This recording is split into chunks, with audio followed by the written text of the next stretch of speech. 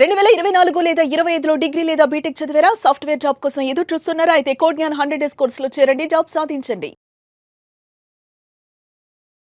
Welcome to Suman TV. నేను మీ Suman TV. నాకు వేదిక్ సైన్స్ ప్రకారం కనుక మనం చూసుకుంటే నరదృష్టి ఇది ఎన్ని రకాలుగా ఉండేటువంటి అవకాశం ఉంటుంది. ఎస్పెషల్లీ విమెన్కి నరదృష్టి ప్రభావం కనుకుంటే ఏ విధంగా ఉంటుంది, నక్షత్రాలు కనుక మనం చూసుకుంటే ఏ నక్షత్రం వారికి ఎలాంటి నరదృష్టి ప్రభావం ఉంటుంది ఇయర్ మొత్తం కనుక మనం చూసుకుంటే అనేది ఈరోజు మనతో పాటు వేదిక్ ఆస్ట్రాలజర్ ఉమా గారు ఉన్నారు. వారి మాటలు తెలుసుకుందాం. Hello sir. హలో నాగరాజ్ గారు. సార్, వేదిక్ సైన్స్ ప్రకారం కనుక మనం చూసుకుంటే నరదృష్టి ప్రభావం అనేది ఎన్ని రకాలుగా ఉంటుంది? దృష్టి అనేటువంటిది ఎప్పుడు కూడా ఒక ఎక్స్టర్నల్ నెగిటివ్ ఫ్యాక్టర్ అండి. అంటే మనిషి మీద ప్రభావితం చేసేటువంటి దృష్టిల్లో నరదృష్టి అనేటువంటిది తీవ్రతరమైనటువంటిది. సో ఇక్కడ మనం చూస్తే గ్రహాలకి కానీ, నక్షత్రాలకి కానీ, రాశులకి సంబంధించి కానీ నరదృష్టి ప్రభావం ఏమిటి అని చాలామంది అనుకోవచ్చు. శని యొక్క ప్రభావం కానీ, గురువు యొక్క ప్రభావం కానీ, సో ఎప్పుడైతే గ్రహాల యొక్క స్ట్రెంగ్త్ వీక్ అయ్యింది అంటే ఆ గ్రహాల నుంచి వచ్చేటువంటి ఆరా, ఆ నెగిటివ్ ఎనర్జీ మన మీద ఎఫెక్ట్ చేస్తుంది అని అర్థం అండి.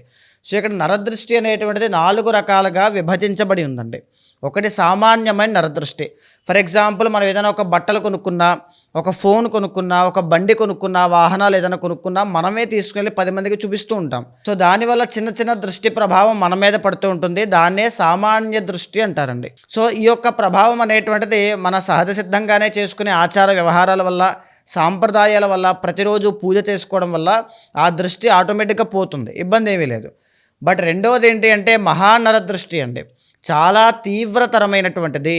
సో ఇక్కడ ఏంటి అంటే మనిషి వీక్గా ఉన్నప్పుడు ఎప్పుడైతే మహానరదృష్టి అనేటువంటిది సోకుతుందో దానివల్ల యాక్సిడెంట్స్ అవుతూ ఉంటాయి. మీరు బాగా గమనిస్తే అండి, కుటుంబంలో ఒకరి తర్వాత ఒకరికి హెల్త్ ఇష్యూస్ అనేటువంటి విపరీతంగా వస్తూ ఉంటాయి. హాస్పిటల్కి వెళ్తారు, చూపిస్తారు, మందులు వాడతారు, డబ్బులు ఖర్చు పెడతారు, కానీ దానికి క్యూర్ అనేటువంటిది కనబడదు. ఇక రెండవది కుటుంబ సభ్యుల మధ్యలో తీవ్రమైన వివాదాలండి. ఎవరికి పడదు, అందరూ అస్తమానం కొట్టుకుంటూనే ఉంటారు, అస్తమానం మనశ్శాంతి అనేటువంటిది ఉండదు.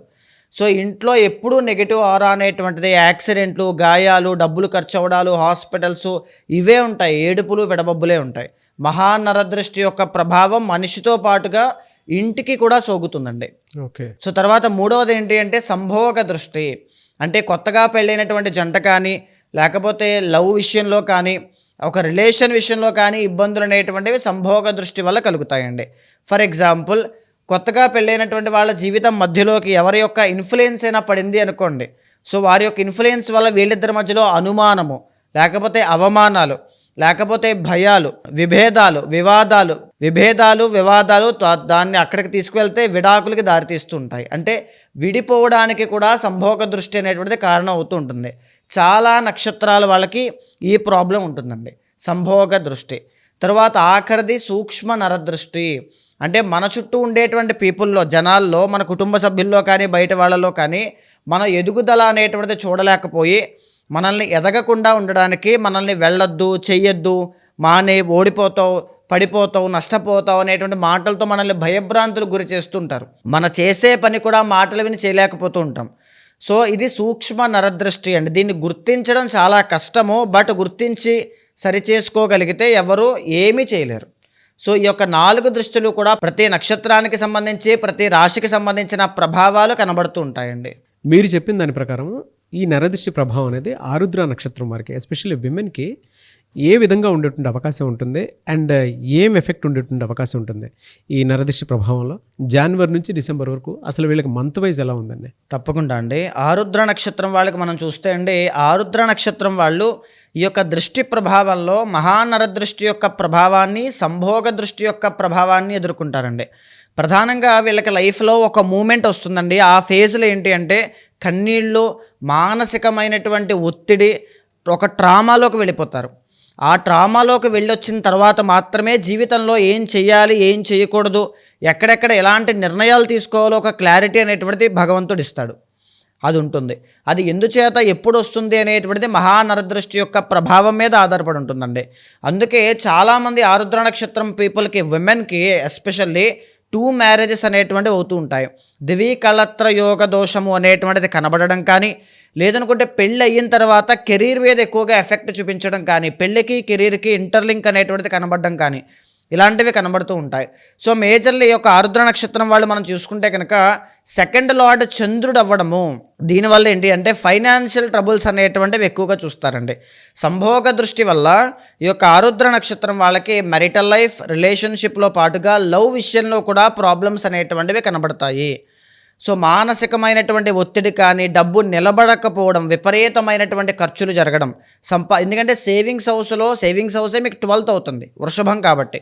సంపాదన వస్తుంది, ఉంటుంది, కానీ నిలబడదు. ఇది బాగా గుర్తుపెట్టుకోవాలి. తర్వాత ఏంటి అంటే మీకు ఉండేటువంటి ఆవేశాన్ని, కోపాన్ని కంట్రోల్ చేసుకోవాలి. అతి మంచితనంతో ముందుకు వెళ్ళినట్లయితే మోసపోవడము అనేటువంటిది జరుగుతుంది. సో ఆరుద్ర నక్షత్రం వాళ్ళు చాలా చాలా కేర్ఫుల్గా ఉండాలండి. ఆల్రెడీ 2025వ సంవత్సరంలో కొద్దిపాటి గ్రోత్ అనేటువంటిది మీరు చూశారు. కానీ ఇక్కడ 2026 సంవత్సరంలో ఏం జరుగుతుంది? గురువు అనేటువంటి ఆయన జూన్ 1వ తారీఖు దాకా మీకు అనుకూలంగా లేరు. కాబట్టి జూన్ 1వ తారీఖు దాకా గురుబలం లేదు. శని దశమంలో ఉన్నారు, కంటక శని. తర్వాత మిగతా ప్లానెట్స్ కూడా అష్టమంలో రవి, అష్టమంలో కుజుడు, ఈ యొక్క గ్రహ సంచారాలు కనబడుతూ ఉన్నాయి. సో పనుల్లో ఆటంకాలు ఎక్కువగా రావడం, ఏ పని పట్టుకుంటే దాంట్లో ఒత్తిడి అనేటువంటిది చూడడం, లేకపోతే పని మధ్యలో ఆగిపోవడం, ఎంత కష్టపడినా రిజల్ట్స్ రాకపోవడం.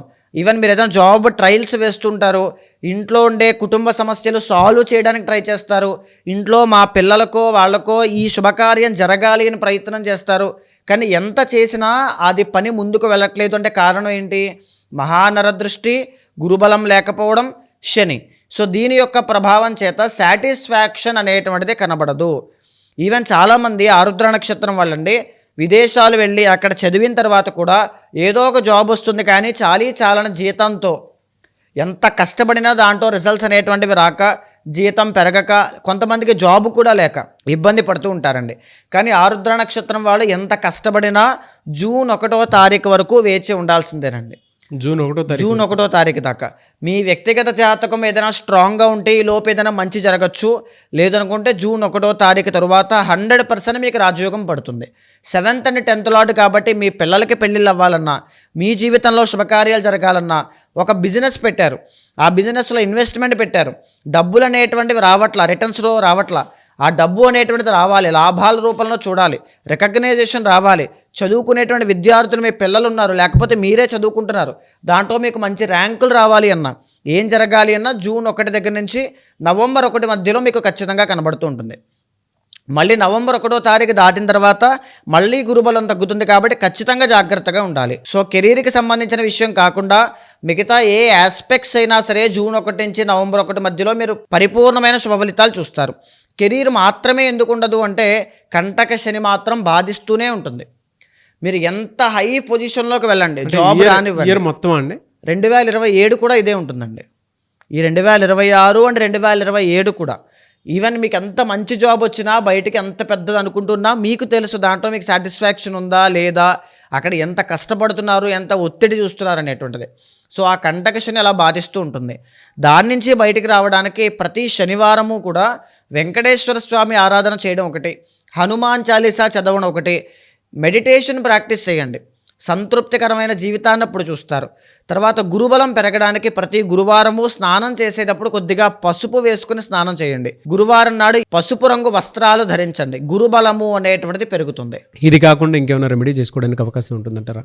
అంటే ప్రతి రాశికి సంబంధించి కానీ, నక్షత్రానికి సంబంధించి కానీ, ఎస్పెషల్లీ ఈ యొక్క నక్షత్రానికి కూడా రాబోయేటువంటి ఫిబ్రవరి 15వ తారీఖు రోజున, రాబోయేటువంటి ఫిబ్రవరి 15వ తారీఖునండి మహాశివరాత్రి పర్వదినం రోజున సాయంత్రం మొదలుపెట్టి రాత్రి జాగరణతో పాటుగా మహన్యాసపూర్వక ఏకాదశి రుద్రాభిషేకాలు, స్వామివారికి 1,00,000 బిల్వార్చన, మీ ఇంట్లో అప్పులు కానీ, డబ్బు మనీ ఫ్లో అనేటువంటిది ఆగకుండా రావడానికి లక్ష్మీ గణపతి హోమం ఒకటి, తర్వాత మీ మీద దృష్టి ప్రభావం ఉన్నా, మీకు శత్రువులు తీవ్రంగా ఇబ్బంది పెడుతూ ఉన్నా, లేకపోతే హెల్త్ ఇష్యూస్ ఇబ్బంది పెడుతూ ఉన్నా, ఏ రకమైనటువంటి నాగదోషాలు ఉన్నా అవి పోవడానికి సుదర్శన హోమం ఒకటి, తరువాత లక్ష్మీదేవి యొక్క పరిపూర్ణమైన అనుగ్రహం కోసం కమలాత్మిక హోమము, ఉన్నటువంటి స్థితి నుంచి ఉన్నతమైన స్థాయికి అంటే జాబ్ కానీ, కెరీర్ కానీ, పదవి కానీ, స్థితి కానీ ఏదైనా రాజశ్యామల హోమము, శ్రీరుద్ర హోమము అంటే రుద్రుడు అమ్మవారు ఆది దంపతుల యొక్క అనుగ్రహం కలగడానికి స్వయంగా మీ చేతుల మీద మీరే హోమంలో పాల్గొనే అవకాశం కూడా కల్పిస్తున్నానండి. మహాశివరాత్రి రోజున అత్యంత వైభవంగా జరగబోతోంది. ప్రతి ఒక్కరూ కూడా ఈ కార్యక్రమంలో పాల్గొనండి. ఒకవేళ మీరు విదేశాల్లో ఉన్నా, దూరపు ప్రాంతాల్లో ఉన్నా, మీరు రాలేని పరిస్థితిలో ఉన్నా పరోక్షంగా కూడా సుమన్ టీవీ ఆధ్వర్యంలో మీరు దర్శనం చేసుకోవచ్చు. సో ఎప్పుడైతే ఇవి దర్శనం చేసుకుని ఆ గోత్రనామాల మీద మీరు అక్కడ చేయిస్తారో ఉన్నటువంటి దోషాలన్నీ కూడా మీకు క్లియర్ అయిపోతాయి. సో ఆన్లైన్ ఆఫ్లైన్ సర్వీసెస్ ఉన్నాయి. ఆఫ్లైన్ రావాలి అనుకుంటే డైరెక్ట్గా ఆఫ్లైన్కి రావచ్చు. తప్పకుండా మీ చేతుల మీద మీరే చేయొచ్చండి. అభిషేకాలు అవి చేయొచ్చు. ఓకే, వైఫ్ అండ్ హస్బెండ్ ఇద్దరు కూర్చొని చేసుకోవడానికి అవకాశం ఉంది. ఫ్యామిలీ మొత్తము రావచ్చండి. వేద పండితుల యొక్క ఆశీర్వచనాన్ని కూడా అందుకోవచ్చు. థ్యాంక్ యూ సో మచ్ అమ్మ గారు. నమస్తే అండి. చూసారు కదండి వీడియో. ఈ వీడియోపై మీ అభిప్రాయాన్ని కమెంట్ బాక్స్లో పోస్ట్ చేయండి. ముఖ్యంగా మీరు కనుక వేదిక్ ఆస్ట్రాలజీ ప్రకారం కనుక మీ వ్యక్తిగత జాతకం ఏ విధంగా ఉందో తెలుసుకోవాలి అనుకుంటే స్క్రీన్ మీద కనిపిస్తున్న నెంబర్కి మీరు సంప్రదించవచ్చు. అండ్ మరీ ముఖ్యమైనది ఫిబ్రవరి 15న మహాశివరాత్రి. ఆ రోజున కనుక ఎవరైనా సరే ఈ కార్యక్రమంలో పాల్గొనాలి అనుకునేటువంటి వాళ్ళు స్క్రీన్ మీద కనిపిస్తున్న నెంబర్కి కాల్ ఆర్ మెసేజ్ వాట్సాప్ చేసి మీరు డెఫినెట్గా అప్రోచ్ అవ్వచ్చు. హైదరాబాద్లో జరుగుతుంది. ఆన్లైన్ ఆఫ్లైన్ సెషన్స్ రెండూ ఉంటాయి. సో ఎవరైనా సరే ఆన్లైన్ ఆఫ్లైన్లో రెండు విధాలుగాను ఆ పూజలో మీరు పార్టిసిపేట్ చేయడానికి అవకాశం ఉంటుంది. ఎవరైనా సరే మీకు ఉండేటువంటి దోషాలను పోగొట్టుకోవడం కోసం మహాశివరాత్రి రోజు జరగబోయేటువంటి ఈ కార్యక్రమంలో పాల్గొనాలంటే మాత్రం స్క్రీన్ పైన కనిపిస్తున్న నెంబర్కి సంప్రదించండి. ఈ వీడియో లైక్ చేయండి, షేర్ మాత్రం తప్పకుండా చేయండి. ఇలాంటి మరిన్ని వీడియోస్ కోసం మా ఛానల్ ఫాలో అవ్వండి. Thank you.